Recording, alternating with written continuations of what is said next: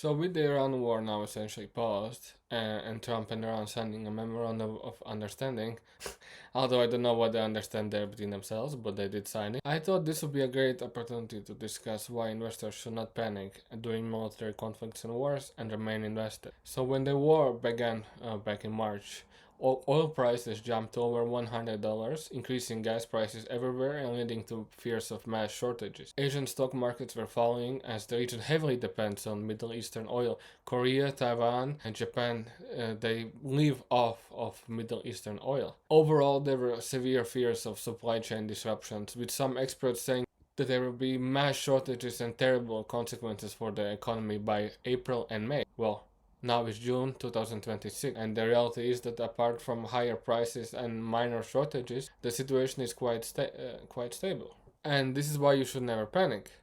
War creates uncertainty and fear, but it doesn't automatically mean that you should stop investing. History shows us that staying invested or even continuing to invest is often the smarter strategy in the long term. Natural human instinct during times of fear is to seek safety. It usually means selling stuff, moving into cash. However, an analysis of historical patterns suggests that withdrawing from the market during wartime is often a grave strategic error. History demonstrates that financial markets possess a remarkable capacity to absorb shocks, and economies are far more flexible than doom narratives suggest. So let's discuss what happens during the war. But first, let me tell you who I am. My name is Ray Myers, and I run the Global Equity Briefing Substack. I have been writing about finance and investing for close to 3 years now, and I have over 30,000 followers across platforms. I cover various investing topics and write detailed equity research reports. My goal with this YouTube channel is to bring my finance research to a different audience that prefers videos over long-form text. Now let's discuss what happens during a war. War largely happens in 3 stages. First, there's short-term volatility when everyone panic sells. Then there's medium-term stabilization when investors realize the side effects are not that disastrous. And then there's a long-term recovery. And let's discuss these 3 stages and how they relate to the current Iran war. First, short-term volatility. In the immediate aftermath of a military action, stock markets almost always experience sharp drops. This initial reaction is driven by panic selling, as investors reprice global risk. You want certainty and predictability. They say that the only thing that certain life is death and taxes, and that's sure. Well, the only thing certain about a war is that nothing is certain. And this uncertainty drives investors to sell their stocks in panic and fear. And this is exactly what we saw at the beginning of the Iran war. As the United States and Israel launched airstrikes against Iran on February 28, oil prices jumped from mid-60s to over $100. And this is what always happens during a war. For example, during the 1973 Arab and Israel war, a subsequent Arab oil embargo caused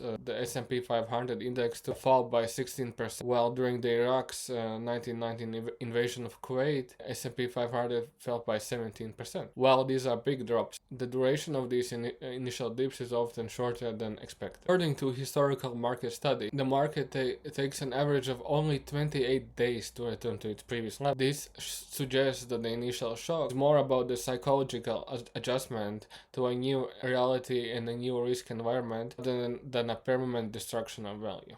After the initial shock, we get to medium-term stabilization. Once the fog of war begins to lift and the scope of the conflict becomes easier to model and understand, the market enters a period of stabilization. This is the phase we are currently in with the Iran war. There is still some military action, and some hostility might resume any moment, but there is an initial agreement. Investors are now shifting from emotional selling to a more calculated assessment of how the war will impact specific industries, their stocks, and the broader economy. During this phase, partial recoveries are common, as the initial worst-case scenario failed to materialize. Taiwan, South Korea, and Japan are not experiencing severe energy shortages as originally predicted. So investors begin to realize that the sell-off in certain manufacturing and semiconductor, chemical, and travel stock was probably overdone. And this uncertainty before a war often creates more perceived risk than the actual war itself. After medium-term stabilization, we get a long-term recovery. We are not in this phase yet, as oil prices are still high and so is inflation. This means that a lot of stocks are still depressed, such as fintech, airlines, and travel, and these are for various reasons. For example, as it is more expensive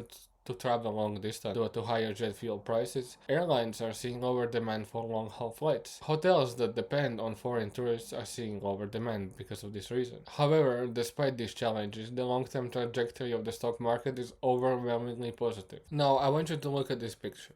Here you see the returns of S&P 500 index plotted together with all major events since 1970. As I mentioned earlier in the video, the initial effect is swift, however it is always followed by a recovery, sometimes faster, sometimes shorter. Unless a war directly destroys the domestic economy and its manufacturing capacity, the market tends to recover and eventually reach new highs. This long-term growth is fueled by the fact that the broader economic factors such as innovation, interest rates, corporate earnings, all these eventually matter much more than the temporary impact of a war. Those who sold their stock after Russia invaded Ukraine didn't buy in time to benefit from the recovery. Here we see that the S&P 500 fell over 20% over the course of 2022, but then it swiftly recovered and was up 24% over 2024. At that time, few could have predicted it, but that happened. The same with the current situation with the Iran war. Here we see that originally after the war, the S&P 500 index fell almost 10%, but then when investors realized that the consequences of the war are not that severe, the S&P 500 index again started flying and is now up 7%.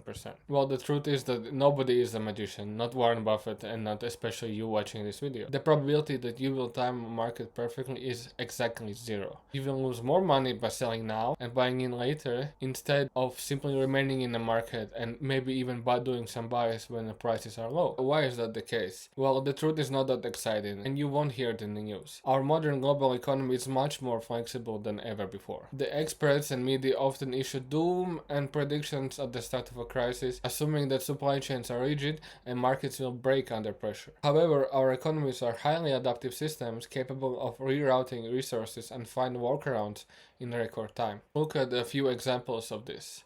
During COVID, during the Ukraine war, and currently during the Iran war. So in early 2020, when the COVID pandemic began, the IMF described the Great Lockdown as the worst financial recession since the Great Depression, predicting $9 trillion of GDP loss over 2 years. Well, the reality was not as dire. While the 2020 contraction of 3.5% was severe, the recovery was the fastest in several decades. By 2021, the US economy grew by 5.5%.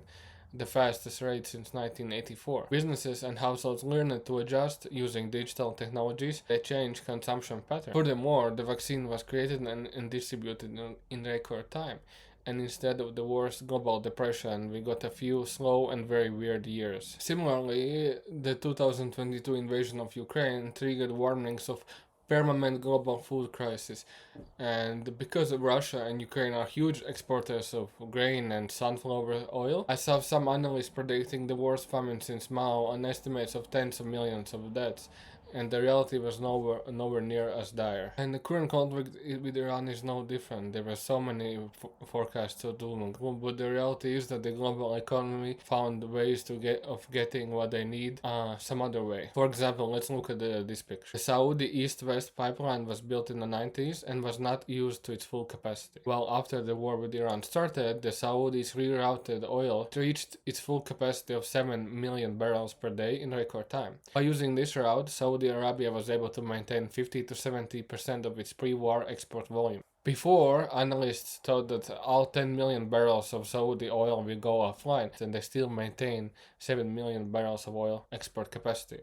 The longer the Hormuz Strait remains under capacity, the more countermeasures will be implemented. There are already talks to build new pipelines in the region to avoid the strait. If this situation continues, I'm sure they will find new ways of getting what they need from the region. In conclusion, while the headlines focus on destruction and the investors should focus on company fundamentals and their consistent investing schedule, the war provides investors with an opportunity to buy great companies at lower prices. So many companies' share price have fallen, but their fundamentals remain strong. Find those companies and continue investing in them. Continue downward cost averaging into high quality stocks and reduce your cost basis. As you can see in this picture, downward cost averaging is the principle of making consistent investments over time. Let's say your salary is $5,000. If you keep investing $500 or $1,000 every month in good companies over long periods of time, you will buy them when they're cheap and buy them when they're expensive, but over long periods of time your average cost basis will be lower than if you try to time the market and sell, because eventually you will fail and you will end up buying stocks at higher prices than if you would have just continued to invest. And most importantly, keep the long-term compounding